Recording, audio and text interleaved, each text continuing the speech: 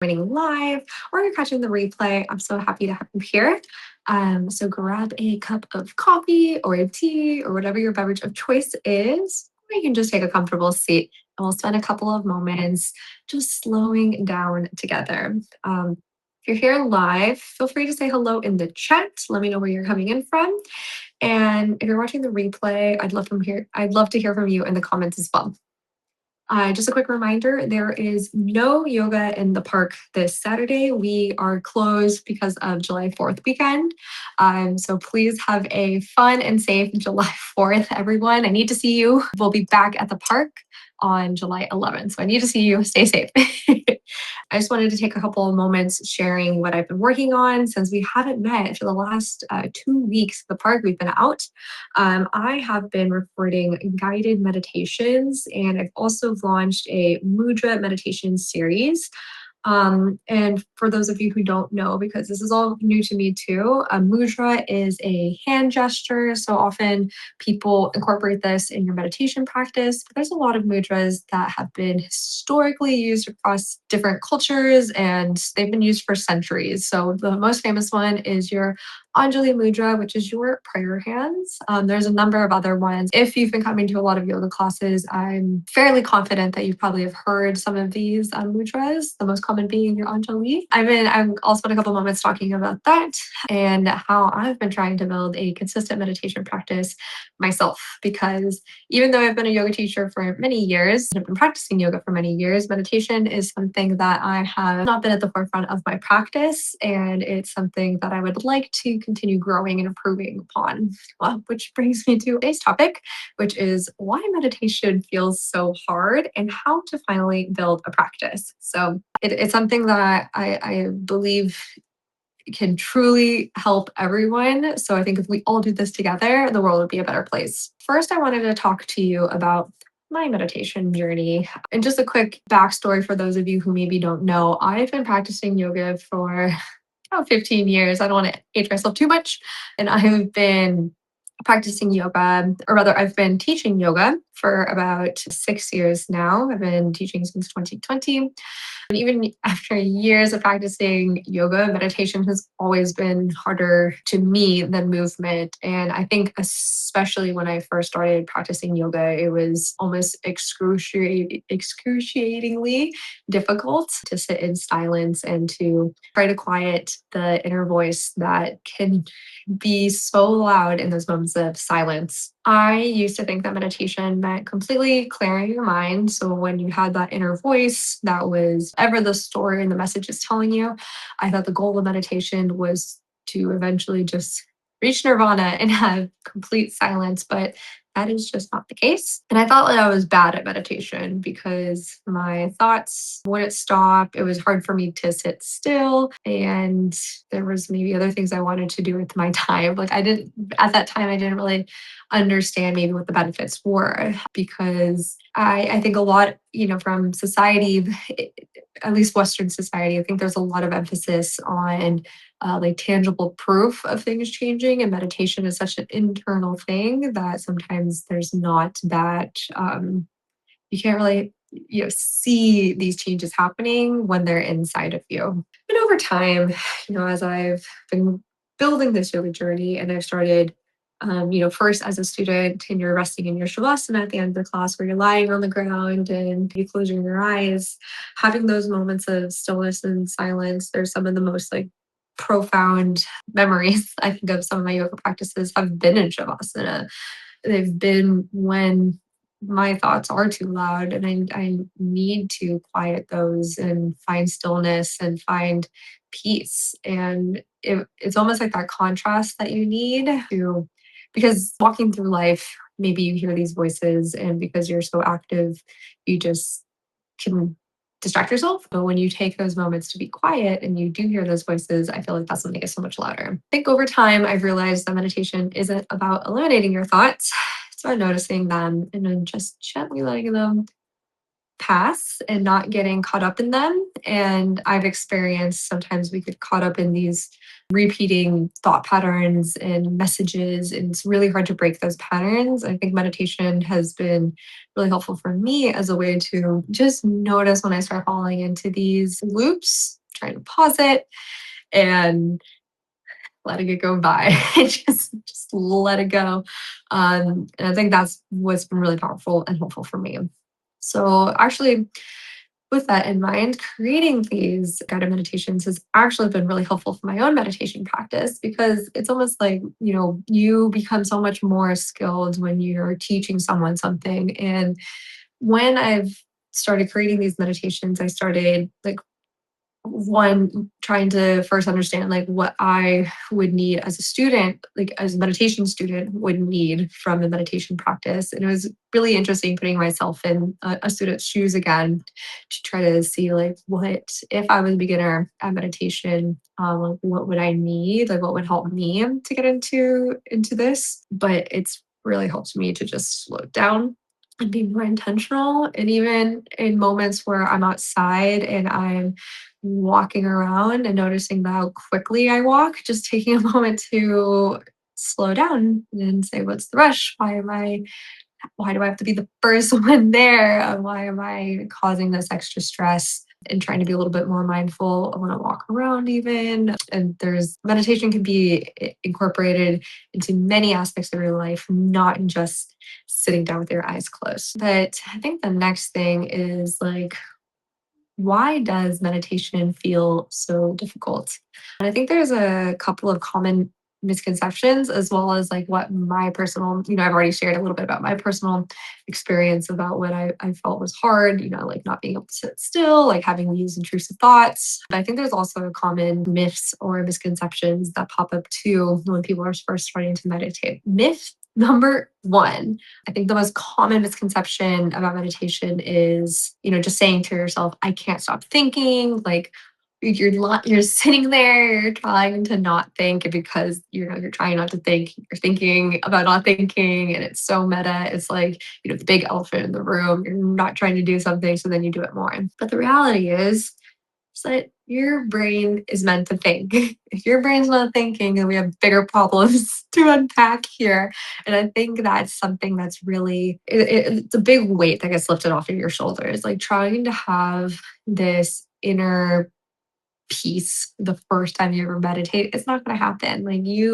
It's like a muscle that you have to be building up and cultivating, and it doesn't come, from day one. I think even as you have more of a meditation practice, like the gaps between thinking and calming the mind might get bigger, but you don't stop thinking altogether. I think that I won't say it's impossible, but I will say I think that's very unlikely, very challenging. So I think that's like the first myth I always want to get out of here, is that you don't have to stop thinking if you want to meditate. And you probably will never ever stop thinking when you meditate. You're just going to have more calm in between letting those thoughts pass by, observing what the thoughts are and not feeling connected to them. Like all of these things, creating that space between yourself and your thoughts, just letting them go. So I think that's the big first myth that I discovered during my own meditation journey. Myth number two. How many times have you been sitting there and everyone's, your teacher tells you, okay, close your eyes and sit there. And then you're like,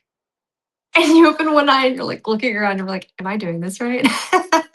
So I think that's myth number two, is you're doing it wrong. Like you feel like you're doing it wrong. And I know for me, like when I first started, I think that is what I felt. And yeah, I don't really think there's like really, I'm sure there's a wrong way to do it, but I think the practice really is being intentional with it. And it's about noticing when your mind is starting to wander and then bringing it back. And I think that is meditation at its core. So yeah, even when you're sitting down, maybe at your yoga class, and maybe I'm your teacher and I'm trying to guide you through a short meditation, and you're sitting there and maybe one eye's open, you're looking around, am I doing this right?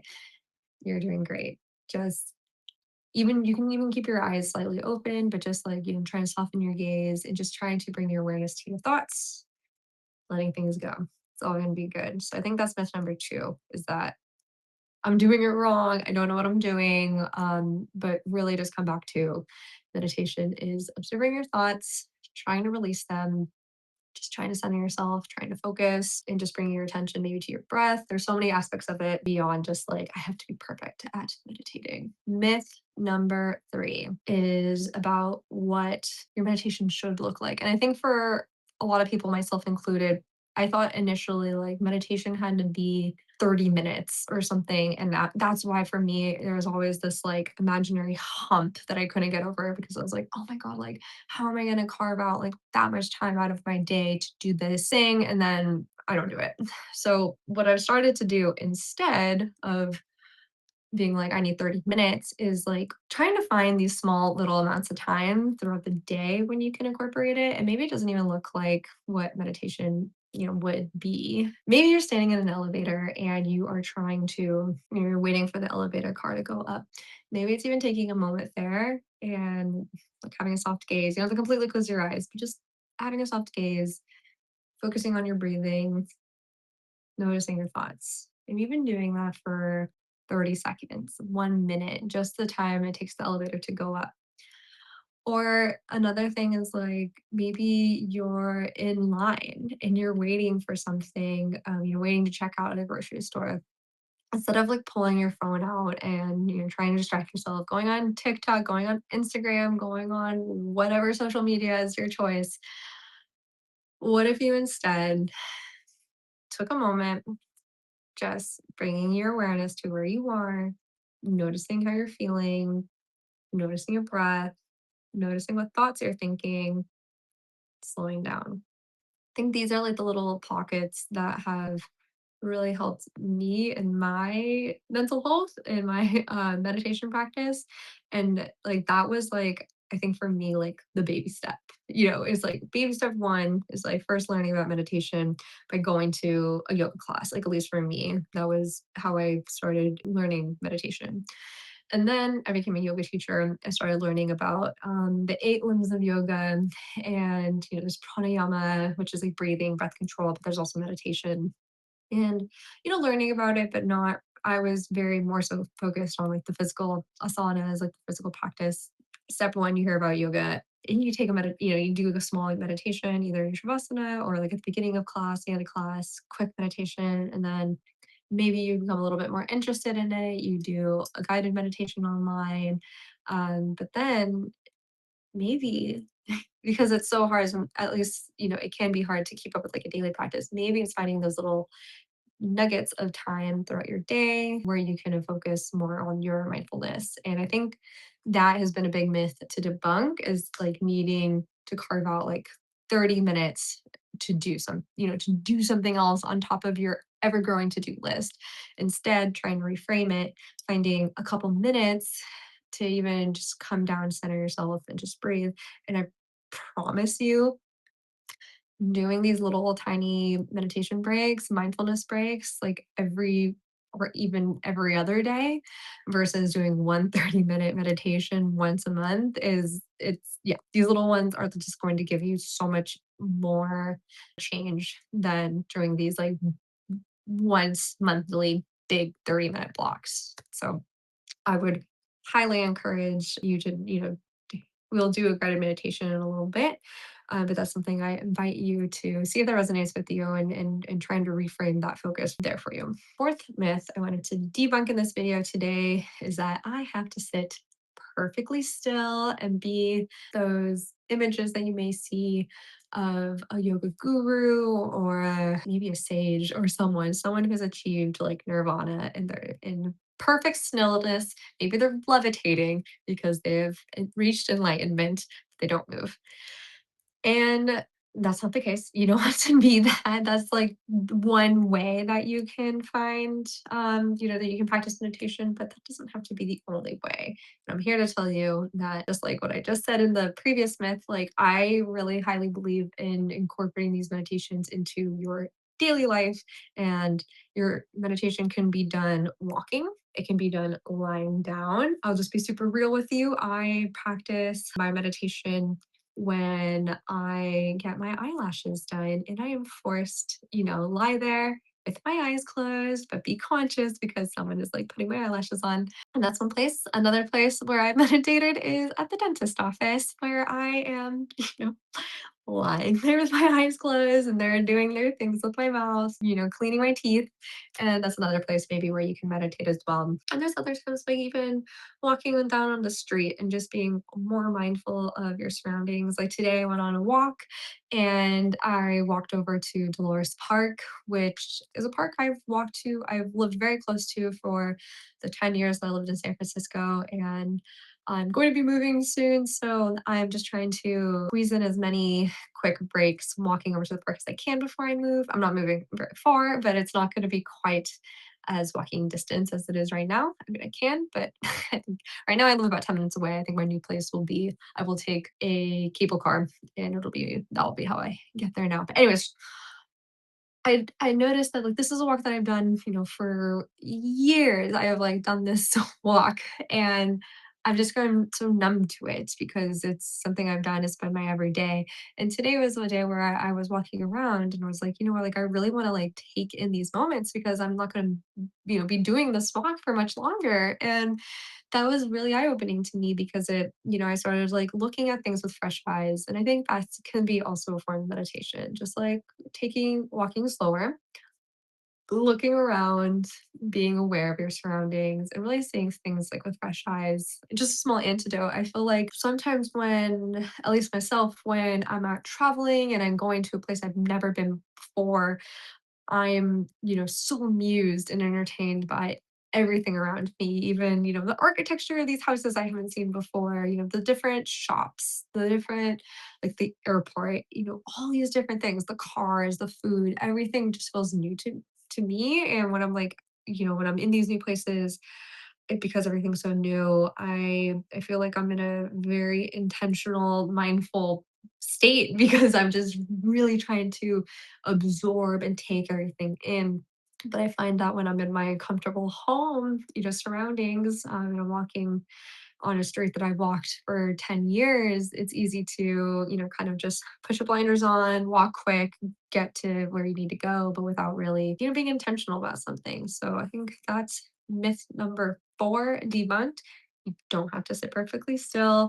You can be out and about doing your meditation practice, and you can also incorporate it into your day to day life. And that is really the message that I want to share with you today is that meditation doesn't have to be, just seated. Like, I think that is definitely a way, and I want to do that definitely more, but you can find these other pockets of times. I think that's really helpful too, especially when you're first starting out. So, on that note, I do want to share a couple more tips that really helped me, and I really hope they help you. So, as I've been just saying, I think something that's been really helpful is starting blocks of time. So if you can find a moment to, really sit down and come to like an intentional, carving out some intentional time to meditate. I think just like in my book, it says 3 minutes. You can start like first with 3 minutes and then you bring that up to 5. And then when you feel like more comfortable, you can bring it all the way up to 11 minutes and eventually 30. But 3 minutes, and even if that's too hard, maybe you should start with a minute. But I think it's just being like really, really, trying to break these things up. I would aim for 3. Challenge yourself, aim for 3, and I think you can do it. I think the hardest part is getting started. So, on that note, if the hardest part is getting started, then take away the part that maybe is challenging, which is how do I get started? Like, what do I even do? And to that, I would say try a guided meditation.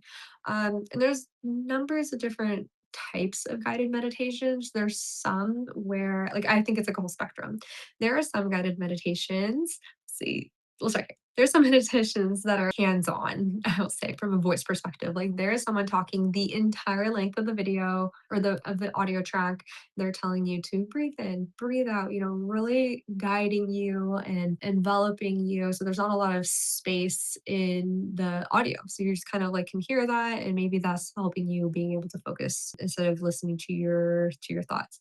On the other side, there's other types of guided meditations where maybe the teacher gives you a couple of notes at the beginning and then checks in, like it says like one a couple, a note in the middle, and then has a closing, and there's a lot of open air and a lot of silence. And I would say that that is maybe, if you're newer to the practice, that may be a little bit more challenging because you're really going to have to rely on yourself to have your awareness and notice when your mind's starting to wander, and like do that cue yourself, versus in these other the other side of the spectrum, where that where the guide will tell you to come back to your thoughts, like come back to that moment. So I'll let you determine where you are on that spectrum. For my guided meditations, I try to be kind of somewhere in the middle, where I will give you an intro of what the meditation we're going to be focusing on, and then I'll guide you into like what type of breath it will be. Usually it's like,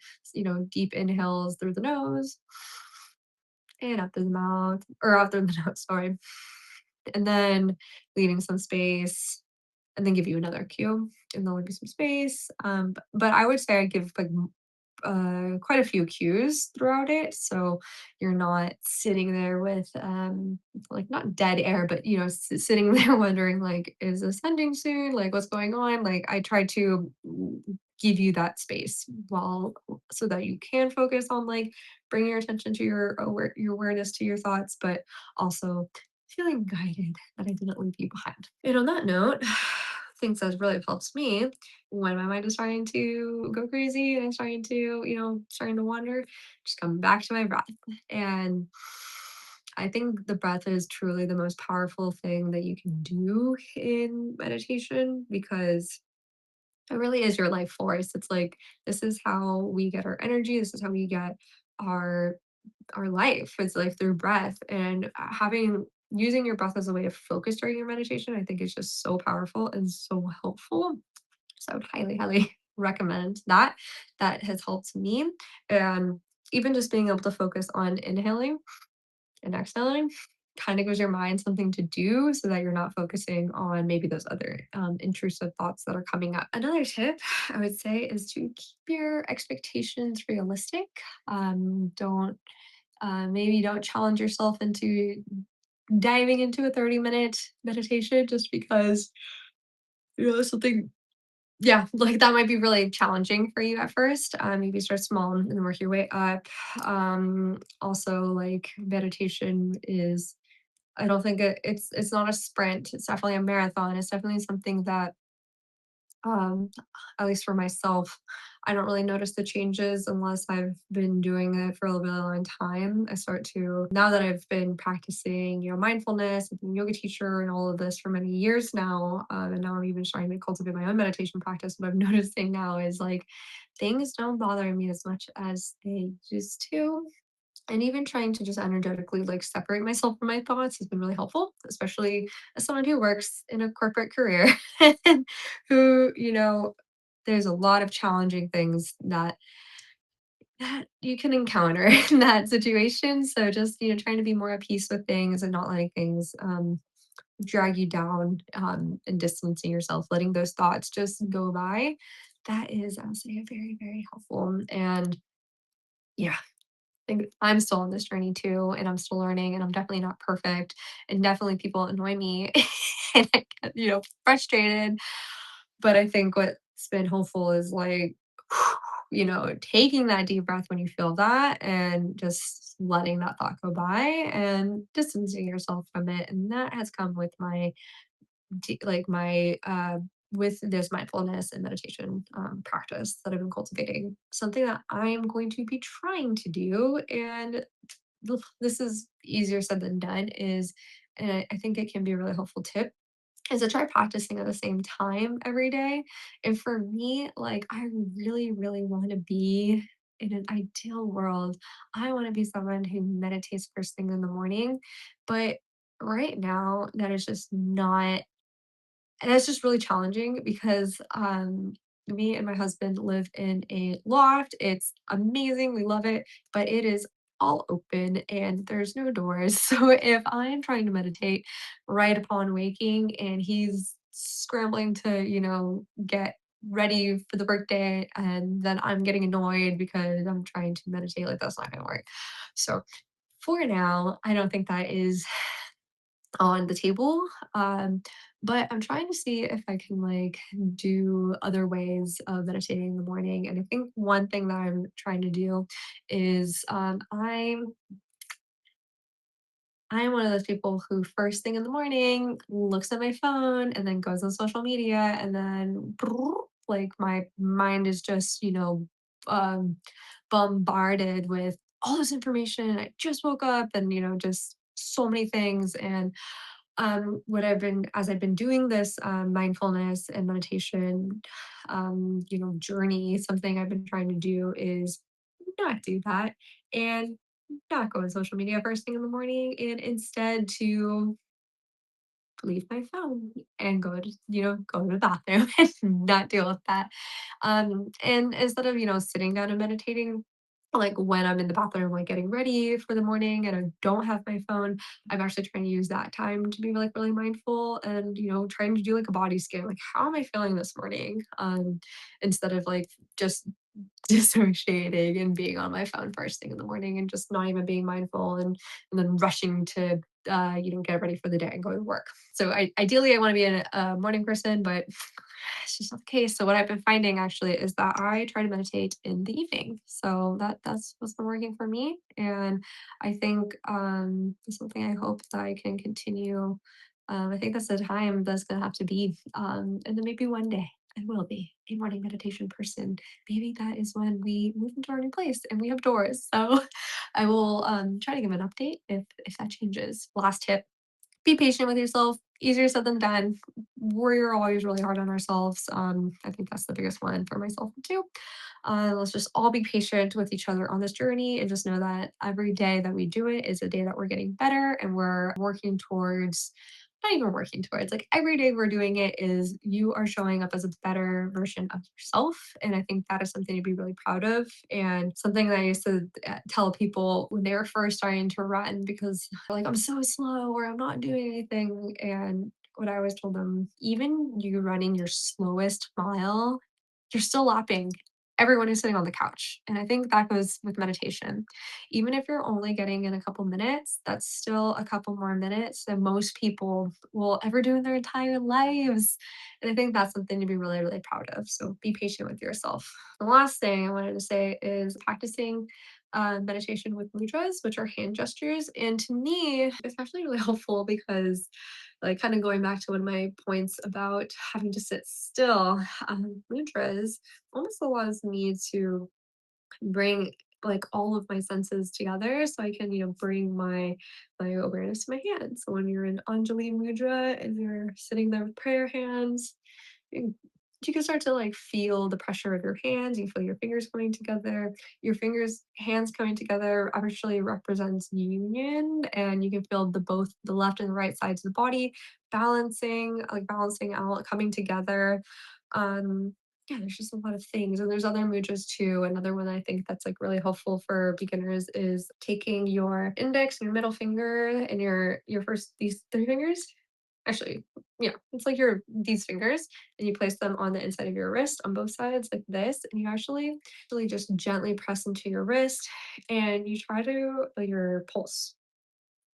And I think that's really helpful when you're first starting meditation practice because it just gives you that mind body awareness to feel into your hands, feel into your pulse, remind yourself that you're alive, that you're doing this. But it helps almost like that cue with breathing in and out, being able to feel your heart rate, feel your pulse. I think that's been really helpful for me in my meditation practice. There's some other mudras that've been really fun. One is like going like this and then you go back. And I actually really like that one because it kind of gives my hands something to do even though your eyes are closed. It's almost like a mindful meditation in that sense too. So I've been really enjoying that one as well. I want to wrap this up because I know I'm taking a really long time and I want to practice with you. I want to up all of my yapping so that we can take a quick moment to just practice a short guided meditation together because I've been talking about it so much. And where would we be if we did not practice this all together? So wherever you are, I'd like to invite you to get comfortable And if you're seated in a chair, make sure that your feet are not crossed and both of your feet are flat on the ground. If you're sitting, on the ground and you want to sit cross-legged, you're more than welcome to do that. Or you can sit on your knees or whatever feels good. I personally prefer to sit cross-legged, but you do whatever feels best for you. Start to lengthen your spine. See if you can get even taller from your seat. And start to notice your breath, taking long, deep inhales in through the nose and out through the nose. Since we just talked about it, I'd like us to do the Anjali Mudra. So bring your hands together into prayer position and then keep your elbows out to the side of your body so that you are, just like this. And then, just rest them by your side and you should start to close your eyes.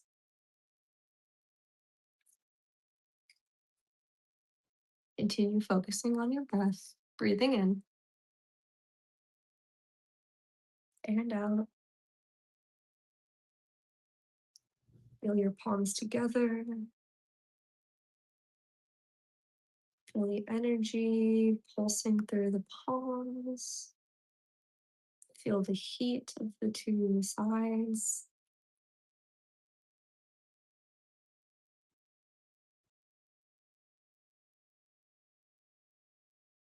Start to observe your thoughts without judgment.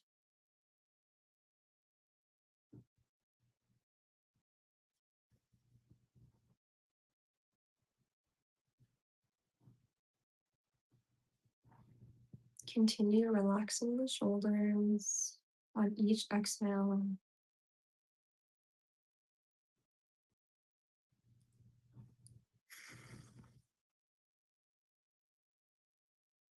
And if you notice your mind is starting to wander, just bring it back. If you notice the mind is starting to get caught repeating patterns or thoughts, just observe what they are and then let them go. And just know that they're not a part of you.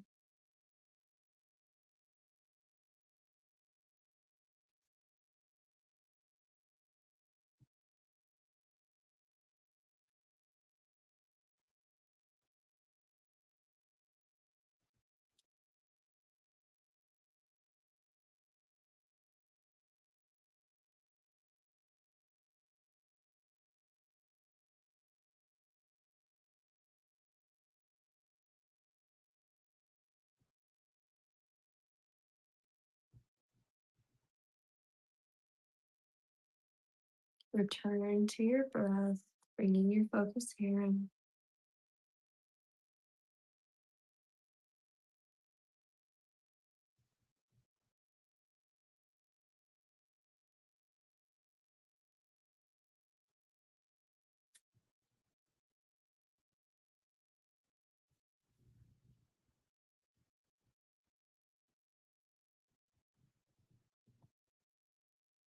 You're more than welcome to take a few more moments here, or else whenever you feel ready, start to slowly open your eyes.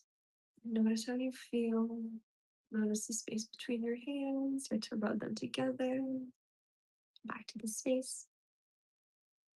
And thank you for taking that short moment to practice with me. Notice how you feel. Noticing if anything feels a little bit different. Maybe you feel a little bit more relaxed, more at ease.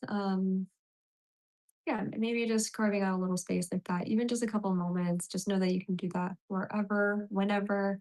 And those are tools that already exist within you. Anjali Mudra, your prayer hands, that is one you can do wherever, anywhere. And that's something that's already available to you. So I invite you to practice that. I know. Those are good after the quick meditation. This is getting a little long. So we have a couple of quick questions that came in. And I just wanted to answer a couple quick questions and then we'll be done for the day. Thank you so much for joining for this live. And this one's been a little longer than they've been in the past. So, what is your favorite way to meditate? And as I said, I've been trying to do different mudras and meditate with these different hand gestures. And I found them really, really interesting, like learning about what the different mudras, like the history of them and, having something to do with my hands has been really helpful. I really like this one so far. And yeah, it also features a couple of different mantras. You could feel called to say that, or even think that, or even it doesn't have to be like the Sanskrit ones. You can even repeat your own personal mantras. So those are all the ways that I like to meditate. Morning or evening. I already talked about this. I want to be a morning person. I meditate in the evening. Maybe one day I'll get there. Have you ever fallen asleep meditating? I have reached near states of sleeping. It's been really close. And I will say, like, I will get myself into such a relaxed state. Sometimes when I'm lying down, I've almost passed out. I think there's probably definitely one time when I have passed out, but it was only like really short. And then I kind of, I think, wake myself up and I'm like, whoa, was I sleeping? Okay, next question. What topics would you like future meditations on? I think I feel like really inspired to teach meditations about things that I've noticed where I need, for my own personal anecdotal experience. So I've been trying to do ones for like decompressing after a work day and like transitioning from work mode into after work mode. So that's a meditation I made. Another one was on trust and connection using Anjali Mudra. I think that one is easily can be applied to anyone, anywhere. I want to do another one on trusting yourself and oh, and then I'm also gonna do a meditation on learning how to meditate for the first time and doing like a true beginner's guide because yeah, I think that's really helpful. Like having, a blueprint from where you started. Thank you all for staying with me to the end. Final closing thought. I'm going to be having these new guided meditations on YouTube and Spotify. So I've been making the videos that I've been putting on YouTube and then I post the audios on Spotify so you can listen to on the go. The YouTubes are helpful for seeing some of the mudras if we feature them. But if not, for most of the meditations, you can just take a listen to the audio on Spotify. You can also just listen to the audio on YouTube as well. So whatever your preference is there, you can watch it wherever you want. I am going to be doing more mudra meditation videos because I'm feeling super inspired right now to make these videos and to do the mudras and to practice meditation myself. So expect to see that in the next couple of weeks. And we will be back again on for yoga. Free yoga at the Whale's Tail. We'll be back July 11th. So do not come Saturday, July 4th. We will not be there, but come instead on July 11th when we will be back. So I'll see you then. I made a Discord is the next thing. I'm trying to, find new ways to engage with you, my community. I feel like for a long time it's been me talking to you and I'm trying to create new channels for you to talk with me because I would love to hear from you. I really want to, build this community and I want to hear your voice. I want to hear what matters to you, how I can help you, how I can support you. And what you like and all that good stuff and I really want my students to become friends with one another and yeah, if you're not on my email newsletter I send them out Thursday mornings. I'll drop a link in the description where you can sign up and I'll have all the details for all of these. I'll put the links to all of these things in the description below and yeah, that's it. Thank you so much. Thank you for spending your day with me. This has been a long time. And just remember all these things about meditation. It doesn't matter how long you're doing it for. It doesn't matter like if you're starting today for the very first time, like as long as you're starting, as long as you're being intentional and as long as it's a practice that you're trying to, cultivate, you're being more mindful, you're observing your thoughts and your breath, like you are meditating and you are showing up as a better version of yourself. And I think it's these small little macro steps that compound over time and it will lead to you actually, maybe taking the time and sitting and meditating. For extended periods of time. I hope this conversation encourages you to begin or continue meditating. And if I can help support you with these guided meditations, please let me know. I'm more than happy to record and research meditations that you may be interested in. So let me know. Shoot me any sort of comments. And I hope to see you either by listening to meditation. I'll see you on the mat, or I'll see you back here for our next live. And until then, take care of yourself, and I will see you all again soon. I hope you were able to drink your tea. I was yapping this whole time and was not. So I'm gonna drink it now. Anyways, I hope you have a wonderful rest of your day. Take care, and I'll see you hopefully on the mat soon. Take care. Bye.